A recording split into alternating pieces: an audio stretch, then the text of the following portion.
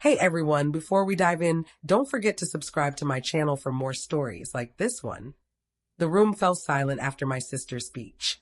Her grin didn't touch her eyes as she declared, Mom and Dad always said, "You never add anything to this family." Laughter erupted. My parents, our cousins, even the aunt who still hadn't repaid me joined in. I kept my expression steady, though my glass shook faintly in my grip. Deep inside, something shattered, sharp, profound, irreversible. They applauded, as if it were a jest, but to me, it was a verdict. That evening, I learned family doesn't always wound with fury. Sometimes they do it with smiles while the room cheers.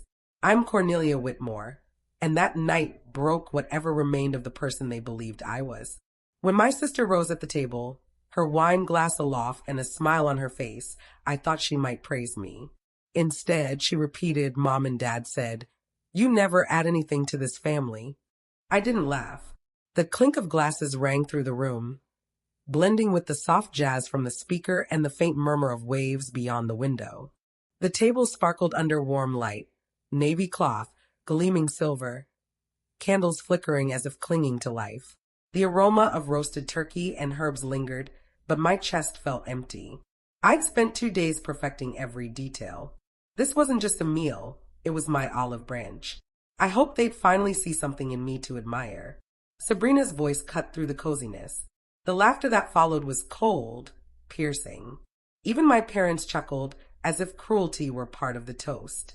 My smile stayed frozen, but my eyes stung. I stared at my plate, pristine porcelain, watching a drop of red wine spill from my glass, seeping slowly like a stain.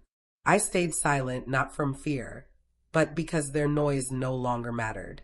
The truth would rise in time, and it wouldn't need my words to prove itself. I offered a practiced smile, feeling something inside me break, clean, hidden, final, like glass cracking beneath velvet. Outside, the wind stirred, brushing the windows, while the waves kept their steady beat. In that moment, between the laughter and the quiet, I realized my family was no longer mine. 3 days before the dinner, my phone rang. My mother's voice was gentle, almost cautious. "Sabrina wants us all together again," she said, as if reciting lines. I paused, the silence stretching thin, but agreed. Maybe it was curiosity, maybe hope, or just routine. I threw myself into preparations. The scent of polished wood filled the house, the kind my father once cherished. I smoothed the navy tablecloth until it was flawless, arranged silverware unused for years, and opened the Cabernet I knew he'd notice. Every detail was deliberate. This wasn't just a meal. It was my attempt to mend something that, deep down, had never truly been whole. That night, as I checked the oven, my phone buzzed. A text from Sabrina, "Don't go overboard, sis. Family doesn't need impressing." The words were casual, wrapped in false warmth, but I sensed the sneer behind them. I set the phone face down and gazed out the window. The sea was cloaked in fog, the waves soft but persistent, whispering what I already knew. They'd never truly seen me. Not once. At my desk, I tugged open the stubborn drawer. Inside was a worn folder, untouched for years, holding loan documents. 8 years ago, I'd signed my name to save my parents' furniture store, shouldering a $250,000 burden. No one asked, no one thanked me. I told myself it was duty. But after Sabrina's words at dinner, that duty felt like an open wound. The paper still carried the faint scent of ink and dust. Tracing my signature, I heard the wind shift, the windows rattling. I tucked the contract back into its envelope and shut the drawer. The storm was coming, even if it hadn't arrived yet. A photo hangs in my parents' hallway. Sabrina stands center, radiant, her arm around our father. I'm at the edge, half my face lost in the flash's glare. Even as a child, I knew how fitting that was. She was the star, the charmer, always knowing what to say. I was the quiet one, the problem solver, the afterthought. When I left for college in Portland, they held a small dinner to celebrate. That same night, Sabrina announced her engagement. The room cheered for her, and I remember thinking how perfectly her life always aligned. Years later, a bank call shattered that illusion. My parents were behind on payments, and I was listed as guarantor without my knowledge. I stared at the phone, stunned. Only later did I learn Sabrina had persuaded them to sell store shares to fund her wedding. They never mentioned it. I paid the overdue balance silently, month after month, year after year, thinking that's what good daughters do. Keep the family afloat, no matter the cost. I believed responsibility would earn love. Now I see it only made me invisible. Last week, an email from the bank appeared while I cleared my inbox. A new loan agreement for Whitmore Furniture, with Sabrina's email as the primary contact. My stomach sank. This dinner wasn't a reunion, it was a trap. Another notification pinged. I shut the laptop and stared at my reflection in the dark screen. For a long moment, I didn't move. In that half light, half shadow, I knew I was stepping into the same frame I'd been erased from my whole life. This time, I wouldn't stay quiet. My father beamed with pride. Sabrina just paid off our house, he said. The word stung more than I expected. I'd been sending $3,000 monthly for 8 years. I stared at him, wondering if he realized how cruel it sounded. When I asked, with what money, Dad, he smiled. Hard work. Not everyone cares about family like she does. My glass cracked in my hand. Later, I opened my laptop. Rows of transfers filled the screen. My name as sender, my mother's as receiver. The banker's voice was calm over the phone. Your mother's account funnels every payment to Sabrina's. So that was it. She hadn't just taken my money. She'd rewritten the narrative. I called her. You used Mom's account. Why? Her laugh was sharp, soft. You do everything for others, Cornelia, but never protect the family's image. Image doesn't pay debts, I said. No, she replied, but it earns respect. Rain began outside, tapping the windows. I sat still, whispering. I've been funding my own erasure. For the first time, I felt no guilt, just clarity. The next morning, I visited the old store. The Whitmore Furniture sign hung crooked, like the truth itself. My mother was signing papers, transferring the store to Sabrina, her tone proud, calm. The contract named Sabrina Whitmore as owner, the store I'd saved. You knew the money was mine, I said. She sighed. She's doing this for the family. People think she's capable. That's good for us. Good for who? For everyone. I drove to Mariah's office. She listened quietly, then said, Cornelia, this is abuse. Financial, emotional, moral. They're my family, I said. Abuse doesn't stop being abuse just because it's family. Forgiveness isn't silence. It's knowing when to stop shielding them. Driving home, rain blurred the windshield. I lowered the window, breathing the cold air. I thought paying their debts would bring peace, I whispered. All it brought was silence. The morning after my talk with Mariah, my phone buzzed relentlessly. Sabrina's face was everywhere. Local news, blogs, the town paper's homepage. Local PR director saves family business from bankruptcy, they declared.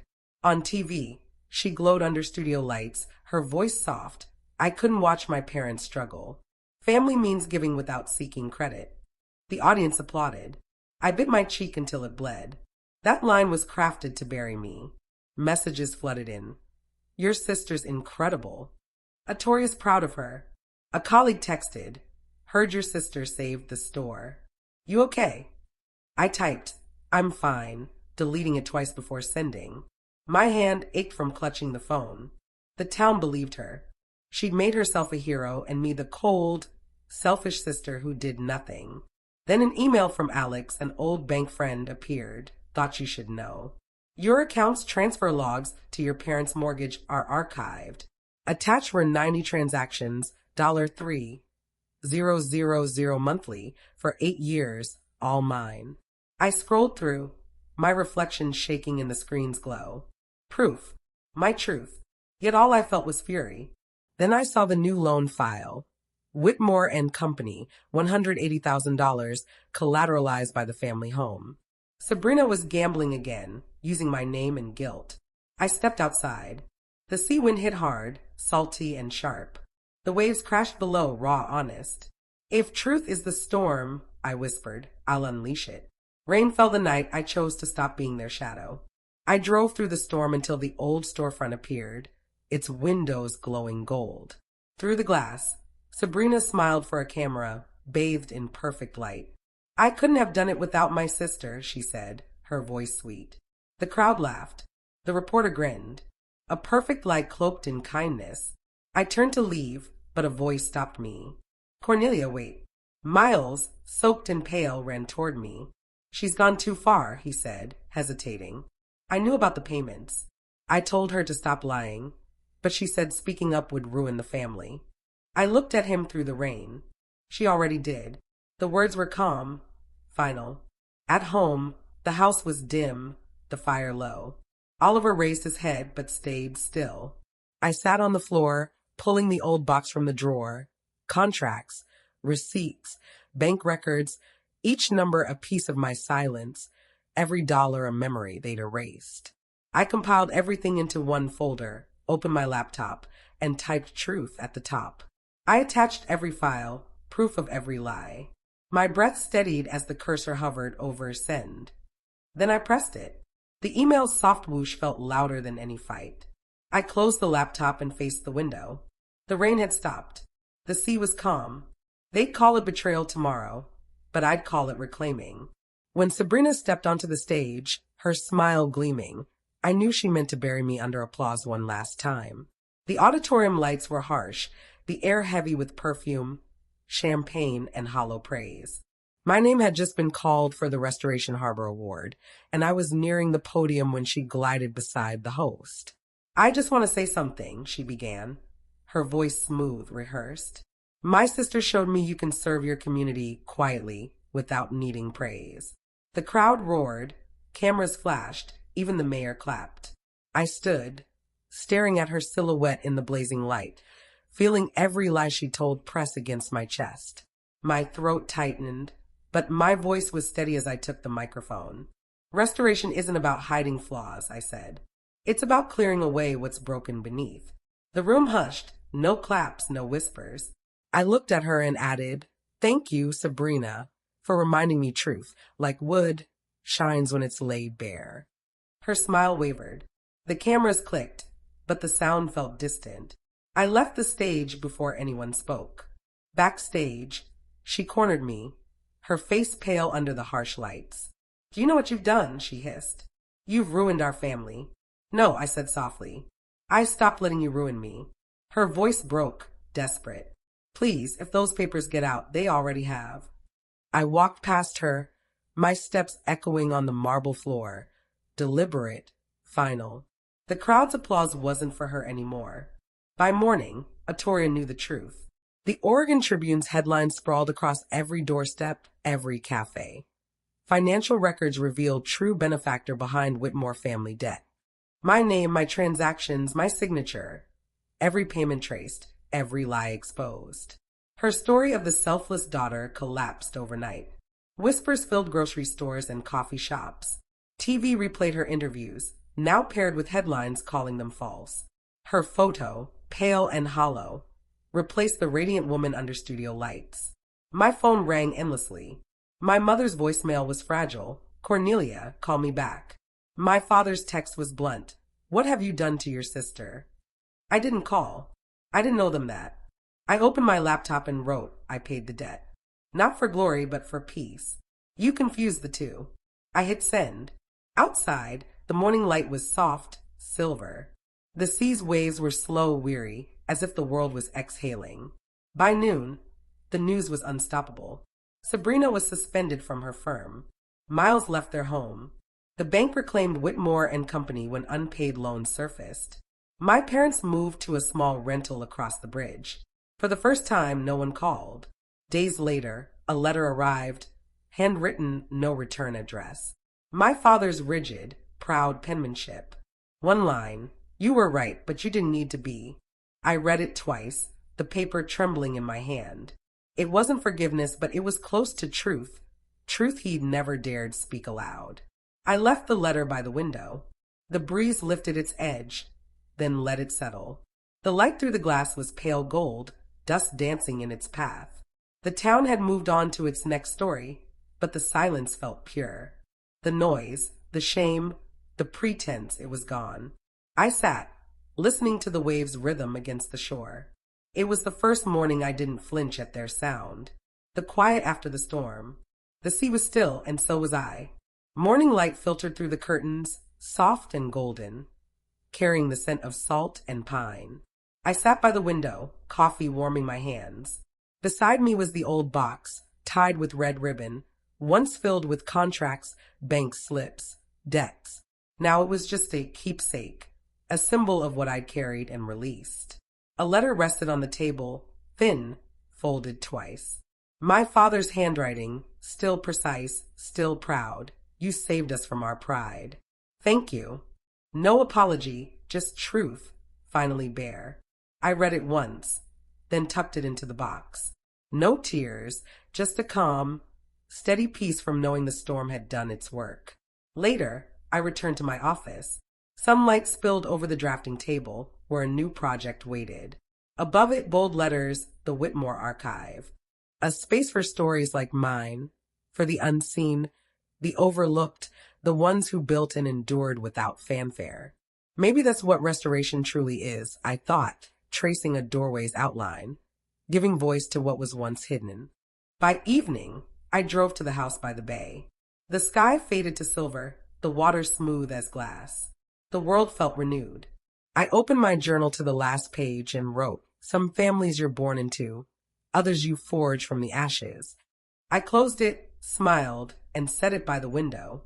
The house's light glowed softly against the twilight, a quiet warmth in the still world. The waves murmured against the rocks, the radio's piano barely audible, breathing with me. As the sun dipped below the horizon, I realized peace isn't found, it's chosen.